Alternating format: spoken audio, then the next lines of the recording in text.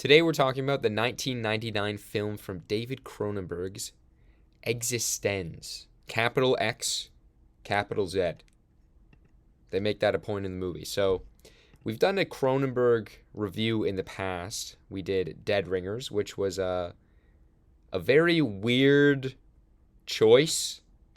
I think out of his entire filmography, of the 7 that I've seen, Dead Ringers was like the most uncomfortable that I've been in any of them. Crimes of the Future was pretty uncomfortable, but it was a little less disturbing because of more of the sci-fi elements. Dead Ringers wasn't as sci-fi, but yeah, so eXistenZ, equally as weird and gross as you would expect from David Cronenberg. It's a game designer on the run from assassins must play her latest virtual reality creation with a marketing trainee to determine if the game has been damaged. So, spoiler-free review at the beginning here. If you're not familiar with Cronenberg, I think this honestly might be a good gateway because it does have a premise that's very clear from the get-go. It's about a game designer. They make it very clear. And yeah, she's on the run from assassins. And it's a good gateway because it definitely has a lot of weird elements, but in a way, it's kind of more mainstream in some of the plot ideas, but it still has the very weird factor of Cronenberg. And he can get away with some of it because a lot of the actual movie takes place in this virtual reality video game world. So my initial thoughts, I gave it a 4 out of 5 stars, as you can see here, is I really did like it. I have a very soft spot for Cronenberg films. Looking at his filmography, the ones I've seen, Videodrome is an absolute classic. I saw Crimes of the Future not too long ago. It was very weird, but thinking about it, I really do like the concepts. The execution may be a bit just lacking in the world that he was creating there. I think History of Violence and Eastern Promises are great. Scanners is an all-time absolute classic. I love Scanners and the idea behind it so much. It's so simple, but he gets so much done with it. Dead Ringers is weird, but I dug it. And Dead Zone was good, fairly simple. And yeah, eXistenZ. I don't know where I would rate them all. I feel like they all have a similar phenomenon when I'm watching Cronenberg films, where as I'm watching it, I am very weirded out, and at moments I'm like, okay, where's this going here? There can be some slower moments, and some of the acting may seem off a bit. Like Jude Law in this, his acting can be kind of perceived as a little off, but in the worlds he creates, it ends up working. And so I feel like partway through, like halfway through all the movies, there's like a switch where it's like all the ideas come neatly into place.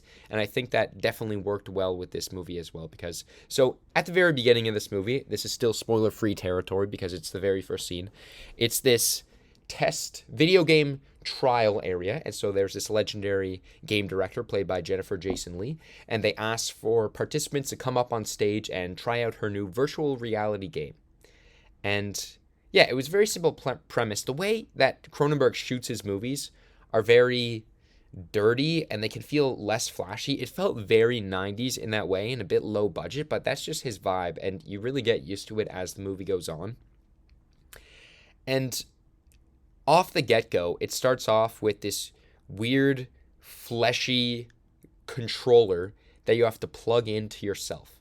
And so immediately there's a weird Cronenberg idea that gets thrown into these movies. But I really love his sci-fi premises. He's just so creative. And like I say before, my favorite genre is cool concept. And he just has so many unique ideas and uses the sci-fi genre as a way of extending real life and talking about humanity with these sci-fi concepts. So yeah, eXistenZ starts off with a very in-your-face, people can plug themselves into their fleshy controllers and enter this virtual reality world with each other. And so still on the spoiler-free territory here, I think that the movie as a whole, it has a lot of twists and turns, but I think the characters are pretty solid, and the twists and turns make sense, but in the very end, it can feel a bit corny and eye-rolly, but I still did like what these twists and turns did to talking about the virtual reality. And I mean, of course, with Cronenberg and using a virtual reality theme in the movie, you're going to get the question like, oh, what is reality? What's real? And yeah, so that stuff was really well done. And the last line in the movie was great. Really loved the last line in the movie. I was kind of expecting it, but like I just really dug the last line in the movie. It was really good. And so with this movie, the way that they present the virtual reality world is very real, and these games are developed not like Ready Player One, where it's like there's these giant like obvious missions that you have to go on. It feels like really they're just placed in like a random spot, and it feels like the real world, which is so detailed. And when you're thinking about programming video games, it's like this video game isn't programmed with like, okay, you have the objective of going here. It's kind of like very malleable to the actual people who are playing it, and like so their thoughts and just their personalities are kind of put into the game, and it feels like the game engine is kind of just like constructing this game world for all of them based on who they are, rather than just having them plopped into a world, if that makes sense. And so it kind of took a bit of getting used to it, like the transitions between the real world and the game real world, as the lines are very blurred with Cronenberg. They get some weird cuts in between, and you really can't think too much about the logistics of the movie, because here's one plot point that's not really a spoiler. There's one plot point where he really wants to pause the game. He's feeling uncomfortable in this virtual reality world, and he wants to come out of it. And so Jennifer Jason Leigh is like, okay, just like, you can pause the game if you want to stop, that's fine. He doesn't know how. There's no like pause button, physical pause button. But then him in the game, he just stands up and he goes, game paused. And then he like flops down on the table, and then he's brought back to the real world. And they never used that again, because that was a very clear distinction that was the virtual reality world and he came out of it. But then again, maybe it wasn't, because I feel like once they go into the virtual reality world, you really can't say what is real and what is not. But it's like you had that one plot point, and they made a very specific plot point to be like, okay, yeah, they can get out of this game world by doing that, and it's like they have control over what's happening. But then it's not used again, and those lines are kind of blurred. But it was a cool like idea to put in the movie. It kind of just felt more like a gimmick that certain moment. But yeah, it really takes some getting used to his usage of kind of teleporting between the two different realities and just like different places within the reality, because it's very much not like in a video game where you have like loading screens and you're going from one place to the other. Maybe it's like in Pokemon, if you're like flying from one location to the other, you're not like physically on the Pokemon like flying to the other place. It just like zips right by that. And so in this game, there's still like a linearness of it, like time still makes sense, whereas some video games maybe it doesn't. But they can just randomly teleport to other locations as the plot's progressing. And it's just like these cuts that are used to disguise those transitions. And those ones are really interesting, because there's one where he's standing there and he looks off into the distance. And then there's a shot of something like a staircase. And you think that, okay, yeah, that definitely could be in that location. Then it pans down and you see that it's very much clearly a different location. And it's kind of that like hidden transition in there is what I'm getting at, which is cool to see. But I think lastly, for the spoiler-free portion, I'd say, yes, the movie is weird. If you've seen the trailer, they show that they have the way they plug into their controllers is through a hole in their back, and they literally plug this like flesh-like cord into their backs. So it's weird.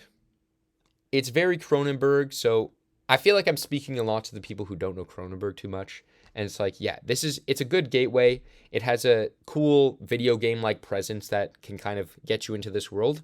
But I guess for people who do know Cronenberg a bit more and have seen a few like I have, it's very cool to see all of the items that he has in the movie. He always like with his ideas, there's always like specific items, specific visuals that you always remember. Like in Videodrome, you have him pulling out the gun from his chest.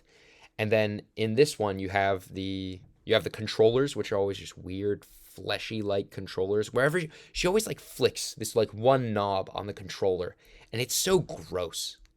It's very sexual. Like there's a lot of sexual innuendos. They literally plug in a flesh-like thing into their video game port, which is just a hole in their back. And what I was saying with the objects, yeah, the controller as well as the teeth gun are just like such classic Cronenberg items. And yeah, so that's what I'll say about it for the spoiler free. So going into a few spoiler territories now. So we'll kind of get into the plot a bit, because the plot starts off with them being at this video game test trial, and so they ask for a lot of people to come up on stage and plug themselves into their controllers, and then that's when they go into the video game. And then, as we see near the end of the film, as we kind of come to expect with the themes of what is reality and this virtual reality game, the movie was telling us at the end that that was already a part of the game to begin with. And it was expected, but I really did like I said before, the way that the people's minds blend into how the game's played. I think that was a really good way of making that work and kind of making it clearer for the audience, because you have very specific objects and ideas that are transmissible from the real world to the virtual reality world, because you have the dog in the real world, and then you have the dog who's actually in the game, and the role of the dog is to like grabs the teeth gun and brings it to somebody so they can expose them for using the teeth gun, blah blah blah. If you've seen the movie, you know what I'm talking about. And they kind of use that as a way to be like, okay, so that's why the dog was in the game. And then this subplot of somebody trying to assassinate her because of this revolutionary game that she created was a part of the virtual reality game. But then at the end, they were concerned that that subplot came because somebody was actually thinking of that in their minds. And so when we're taken out of everything, it's actually a video game testing seminar, but it's with different people. Initially, it's set up that Jennifer Jason Leigh's character is the one who is the mastermind game designer, but then it's revealed that Don McKellar's character is the mastermind game designer. And then we see that Jude Law and Jennifer Jason Leigh were in cahoots the whole time, and they really were planning on assassinating Don McKellar's character. And so at the very end, it gives us a false sense of security that everything's actually fine. And then, yeah, they actually did hide a gun in the dog, which is funny because the dog was grabbing the gun in the world, so it was kind of symbolizing that the gun was with the dog or just linked to the dog the entire time. And then, yeah, they shoot him. And so there actually is that assassination subplot going on in the real world. But then, like I said before, my favorite line at the very end of the film, they're running out and there's a guy in their way and pointing the gun at them, and he's like, whoa, whoa, whoa, we're still in the game, right? Like I said before, it's kind of expected that the last ideas of the film is about, okay, are we actually just in a simulation? But I just think the ideas work really well. And just like I said before, the linking of the malleable game world to people's real thoughts in the real world worked really well. And I think the ideas that he's trying to work with this reality mishmash of blurring what is real is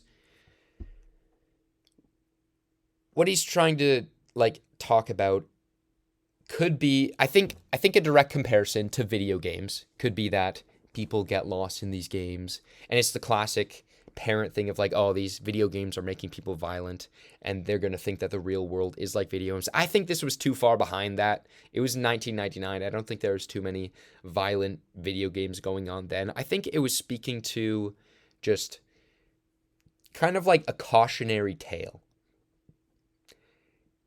Cronenberg is very much a guy who sets his movie in a future and uses whatever premise to kind of exaggerate it to its fullest extent and see what harm it can do on a society. So he's kind of predicting VR, virtual reality, and yeah, just trying to get away from real life, which is what a lot of people do with like any form of entertainment, video games, movies, whatever. And so he's kind of predicting that in a way because Jennifer Jason Leigh's character is very much for this simulated world. She's very much would rather be in this fake game world rather than the real world. There's multiple times where they come out of the world and she's like, oh, let's just go back in the world. Come on, go back in the world. It's like she's very much for living her dream life in this world. And I think it was set up early on where it's like, oh, why would you risk going, like, I think it was like skiing or like skydiving in the real world where you can feel the exact same thing in this dream world. And I feel like there's like, yeah, a minor critique of this, I guess, because you have the direct assassination subplot of they're kind of the realists who think that this video game world is bad and that, yeah, this virtual reality living is a bad thing. So they come to kill the game designer. But then it does play a bit onto the merits of it with the, oh yeah, you can do these things without being in danger. I don't think it provides a clear right or wrong answer, but it still is cool to see that discourse around it. And it's cool to see how far we've come with these like virtual reality topics. I think that in the 90s and early 2000s, people thought that VR was going to be this huge hit, but I guess it still could be, but technology still hasn't come up there. And the metaverse, just like, that's not going to fly. It's not going to be huge. It's just not. And VR headsets are still like the closest thing people have to that. And I've used a VR headset like once at like a science center, and it just was a bit nauseating. I mean, that was like, I don't know, 10 years ago. So maybe technology has come far then, but people just don't rave about VR too often. And it's very much still a work in progress. And people are still pushing it. I feel like people are still trying to make it a thing. But this world is clearly very science fiction. We're never going to have complete disassociation with your real self into a different world. Okay, maybe I won't say never, but like it's not going to be in the next few decades at least. And it's just an interesting look back onto what he predicted the future, maybe not exactly what it will look like, because yeah, the bioports and the flesh controllers, yeah, he probably knew that was never going to happen.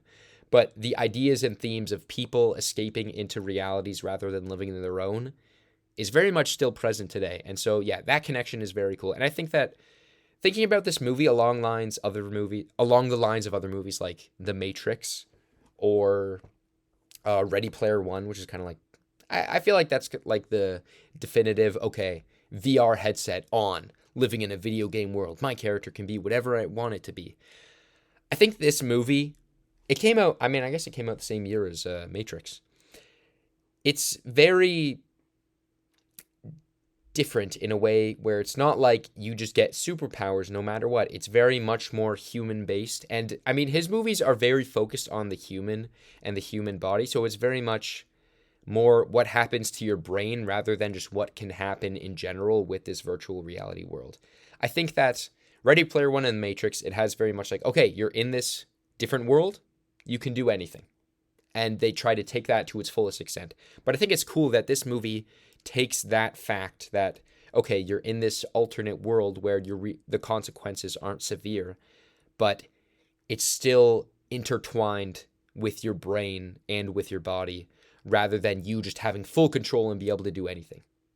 It's a different maze you have to navigate rather than people using that power in The Matrix and Ready Player One. And it comes to people, their real life is bleeding into this world and their motives and ideas impact the game rather than just like going on an ego trip and killing people in a virtual reality thing. Does that make sense? I think it kind of makes sense. But yeah, the ideas are really cool. As with every Cronenberg movie, he's the master of the cool concept, which is my favorite genre, and he pulls it off well. I really did like it a lot. I think that, yeah, like I said before, they have some iconic props with the flesh controllers and the bone gun. The bioports were just, yeah, it's cool. It's when I was thinking back on Crimes of the Future, his other movie that came out this year, I was thinking of like, it can be a bit slow, this movie. It can be a bit pretentious in the way that in this world of Crimes in the Future, people care so much about artistic value. And I think yes, it's a future, and yes, in his futures, he always goes and exaggerates certain plot points, but the fact that everybody just cares so much about artistic value, the police are literally governing art. And it's like, oh, is this art form allowed to happen in this movie? It's like, it felt so far-fetched and, yeah, a bit pretentious. Like, I like me a good pretentious Cronenberg movie, but this one kind of went a bit far in that. But at the same time, I still did like this movie a lot because of his ideas and just the way he uses sci-fi. Like with this movie, you have people can alter their chemistry so that they can only eat metal, and that will just save people in the future because they won't have to have food. They'll just be able to live off of metal, and then some people don't want that to happen. I guess that's a common theme where it's like there's one group of people in eXistenZ. It's the people, the game designers, the people who are pro virtual reality video game. In Crimes of Future, it's people who like eating metal and want to use that as a food supplement. And then there's always this clash of ideology, and that's kind of what makes the plot go down. And in this movie, in Crimes of the Future, I think that, yeah, it's just, yes, it may have that backdrop of a weird, maybe kind of pretentious overall story, but the ideas that he presents linger so much after the movie that it works so well. And as well with Crimes of the Future, like amazing just objects, like the chair that he sits in to try to get comfortable and things like that. I won't go too much into spoilers of Crimes of the Future. That's kind of a quick log line of blurb that I said. You can get all that information pretty quickly from the plot, but yeah, his movies have a very unique quality of predicting the future and seeing how this one sci-fi element exaggerated will impact humans and like the clashes that might happen with that. So yeah, eXistenZ, another great addition to David Cronenberg's filmography. I know The Fly is his most popular, but I still have not seen it. I've just been going through all of his other ones. I think I want to watch The Fly and Naked Lunch shortly, because when I was at TIFF, they had a Naked Lunch statue of the alien from Naked Lunch, which was really cool. I did know the alien was in Naked Lunch. I think it's right on the poster here, actually. Yeah, this guy, they had a statue of him at TIFF, which was really cool to see. But Cronenberg, he's a master of weird, gross, sci-fi, future-y stuff, and I love him. That about does it for the eXistenZ talk today. So next week will be Caché from 2005.